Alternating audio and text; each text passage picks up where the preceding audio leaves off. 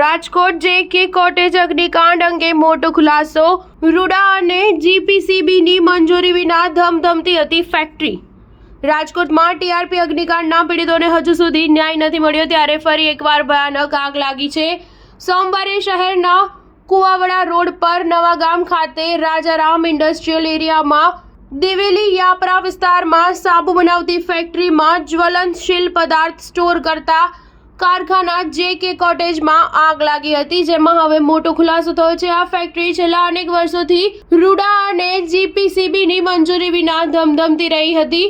મળતી માહિતી મુજબ જે.કે. કોટેજ ફેક્ટરી છેલ્લા અનેક વર્ષોથી રાજકોટ અર્બન ડેવલપમેન્ટ ઓથોરિટીની મંજૂરી વિના ધમધમી રહી હતી. ફેક્ટરીના માલિક દ્વારા જીપીસીબીની પણ મંજૂરી લેવામાં આવી ન હતી. આ સિવાય ફેક્ટરી પાસે ફાયર એનઓસી પણ ન હતું. તેમ છતાં અનેક વર્ષોથી તંત્રની બેદરકારીના કારણે આ ફેક્ટરી ધમધમી રહી છે. આ મામલે ફેક્ટરીના માલિકે જણાવ્યું કે જ્યારે બિલ્ડિંગ બનાવવામાં આવી ત્યારે અમને જીપીસીબી અને રૂડાની મંજૂરી લેવી પડશે કે કેમ તે વિશે કોઈ માહિતી ન હતી. તંત્ર દ્વારા અમને કોઈ નોટિસ અપાઈ નથી.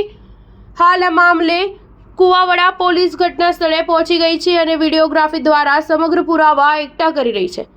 હજુ સુધી આગ લાગવાનું ચોક્કસ કારણ સામે આવ્યું નથી. પોલીસે ફેક્ટરી માલિકની બેદરકારી અંગે પણ તપાસ હાથ ધરી છે.